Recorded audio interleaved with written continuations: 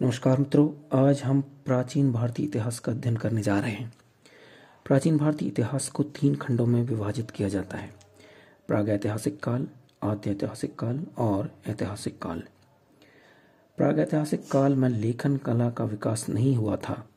उस काल की जानकारी के स्रोत पाषाण उपकरण जैसे पुरातात्विक साक्ष्य हैं। आद्य ऐतिहासिक काल में लेखन कला का विकास तो हो गया था, परंतु अभी तक अपठनीय है। सिंधु घाटी सभ्यता की कालावधि को आद्य ऐतिहासिक काल की संज्ञा दी जाती है। ऐतिहासिक काल उस काल को कहते हैं जिसके लेख पठनीय हैं। प्रागैतिहासिक संस्कृतियाँ। प्रागैतिहासिक काल को पाषाण काल भी कहा जाता है, क्योंकि उस काल के सभी पुरातात्विक साक्ष्य पाषाण निर्मित हैं। इसे 3 कालों में बांटा गया है: पुरापाषाण काल, मध्य पाषाण काल, नवपाषाण काल। पुरापाषाण काल। पाषाण काल का आरंभिक काल पुरापाषाण काल के नाम से जाना जाता है। भारत में सर्वप्रथम 1863 में ब्रिटिश भूविज्ञान रॉबर्ट ब्रुसफूट ने पल्लावरम, मद्रास से पाषाण निर्मित साक्ष्य प्राप्त किया था। 1935 में डी टेरा तथा पीटरसन ने शिवालिक पहाड़ियों से महत्वपूर्ण पाषाण उपकरण प्राप्त किए। पुरापाषाण काल को 3 भागों में विभाजित किया जाता है: निम्न पाषाण काल और निम्न पुरापाषाण काल आप इसको कह सकते हैं। उसके बाद मध्य पुरापाषाण काल और तीसरा है उत्तर पुरापाषाण काल। निम्न पुरापाषाण काल। इस काल के पाषाण उपकरण सोहन नदी घाटी, जो कि पाकिस्तान की पंजाब प्रांत में स्थित है, सिंगरौली घाटी उत्तर प्रदेश में स्थित है, छोटा नागपुर, नर्मदा घाटी तथा समस्त भारत, सिंध एवं केरल को छोड़कर में पाए जाते हैं। इसके मुख्य उपकरण हैं शल्क, गंडासा, खंडक, हस्तकुठार और बटिकाश्म। नर्मदा घाटी से होमो इरेक्टस के अस्थि अवशेष प्राप्त हुए हैं। इस काल में सोहन संस्कृति, चापर, चॉपिंग, पेबल संस्कृति तथा हैंड एक्स संस्कृति भी कहा जाता है। इस काल का मानव जानवरों का शिकार करता था तथा कंदराओं में जानवरों की तरह रहा करता था। मध्य पुरापाषाण काल। इस काल में सिंध, जो कि आधुनिक पाकिस्तान में स्थित है, केरल और नेपाल को छोड़कर भारत के प्राय सभी प्रांतों में मनुष्यों के अस्तित्व के प्रमाण प्राप्त हुए हैं। इसके मुख्य स्थल हैं नेवासा, जो कि आधुनिक महाराष्ट्र में स्थित है, डीडवाना राजस्थान में स्थित है, भीमबेटका, नर्मदा घाटी, पुरुलिया जो पश्चिम बंगाल में स्थित है, तुंगभद्रा नदी घाटी आदि थी। भीमबेटका की 200 से अधिक चट्टानी गुफाओं से इस काल के लोगों के रहने के साक्ष्य मिले हैं। चित्रकारी के भी प्रमाण मिले हैं। भीमबेटका की गुफाओं में चित्रकारी में हरे तथा गहरे लाल रंग का उपयोग हुआ है। उच्च पुरापाषाण काल। रेनीगुंटा तथा कुर्नूल, जो आधुनिक आंध्र प्रदेश में है, शोलापुर तथा बीजापुर में इसके प्रमाण मिले हैं। अस्थि उपकरण, अलंकृत छड़ें, मत्स्य भाला जिसको हार्पून भी कहा जाता है, नोकदार सुइयां। बेलन घाटी से शुद्ध फलक उद्योग के अवशेष प्राप्त हुए हैं। अब हम जानेंगे मध्य पाषाण काल के बारे में।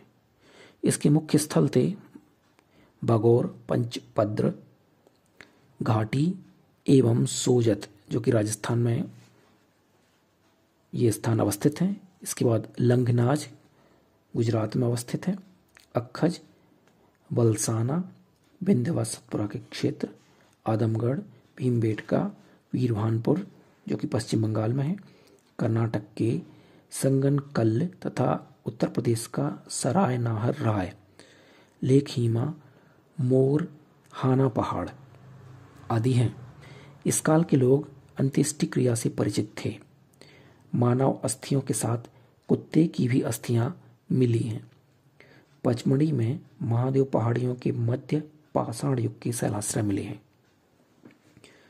अब हम जानेंगे नवपाषाण काल के बारे में, जिसकी कालावधि 7000 ईसा पूर्व से लेकर 1000 ईसा पूर्व तक मानी जाती है। आदमगढ़ चिरांद बलूचिस्तान उत्तर प्रदेश का बेलन घाटी, बुरजहोम व गुफर कराल कश्मीर, मेहरगढ़ पश्चिम बंगाल, प्रायद्वीप भारत, कोटदीजी आदि इसके मुख्य स्थल थे। कृषि कार्य का आरंभ, पशुपालन आरंभ, मृदभांड का निर्माण, कपड़ा बुनाई, आग से भोजन पकाना, मनुष्य का स्थायी निवासी बन जाना, खर एवं बांस की झोपड़ी बनाया जाना आदि इस काल की निशानियां हैं। इस काल में नाव का निर्माण भी होने लगा था।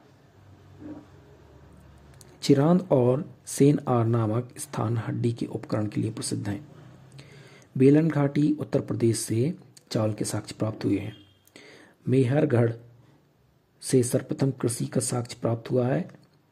आदमगढ़ और बागोर 5000 ईसा पूर्व से प्राचीनतम पशुपालन के साक्ष्य प्राप्त हुए हैं।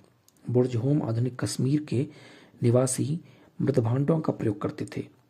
यहाँ से मनुष्यों को कुत्तों के साथ दफनाने के साक्ष्य प्राप्त हुए हैं। कोल्डी हवा से चावल का साक्ष्य प्राप्त हुआ है। अब हम जानेंगे ताम्रपाषाण काल के बारे में। मानव जीवन में सर्वप्रथम जिस धातु का प्रयोग किया गया वह तांबा था। इसका प्रयोग लगभग 5000 ईसा पूर्व किया गया। मुख्य ताम्रपाषाण संस्कृतियां निम्नलिखित थीं। अहाड़ एवं गिलुंद जो कि दक्षिण पूर्व राजस्थान की बनास घाटी में अवस्थित है। कायथा मध्य प्रदेश में है। गुलुंद अहमदनगर महाराष्ट्र में है। मालवा संस्कृति आदि इसकी मुख्य संस्कृतियां थीं। सभी ताम्रपाषाण संस्कृतियों में मालवा मृदभांड सबसे उत्कृष्ट पाया गया है। मुख्य स्थल पश्चिम बंगाल, पांडु राजार, डीबी व वीरभूमि महिषादल थे। बिहार में सेवार, चिरांद, तारडीह तथा उत्तर प्रदेश में रेवाराडीह व नौहान प्रमुख स्थल थे। जौरवे संस्कृति के मुख्य स्थल थे जारवे, नेवासा, दैमाबाद, चंदौली, सोनगांव, इनामगांव, प्रकाश व नासिक। अहाड़ का पुराना नाम तंबावती यानी तांबे वाली जगह था। यहाँ पर काले लाल रंग के मृदभांडों का प्रयोग होता था। पक्की ईंटों का प्रयोग नहीं होता था। लोग पत्थर के घरों में रहते थे।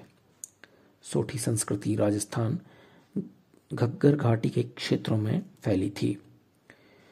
दक्षिण भारत के ब्रह्मगिरी, पिकलीहक, संगानाग, कालू, मस्की, हल्लूर आदि से ताम्रपाषाण युगीन तथा लौह युगीन बस्तियों के साक्ष्य प्राप्त हुए हैं। चित्रित मृदभांडों का सबसे पहले ताम्रपाषाणी लोगों ने ही प्रयोग किया। ताम्रपाषाण कालीन लोगों ने ही प्रायद्वीपीय भारत में सबसे पहले बड़े बड़े गांव बसाए।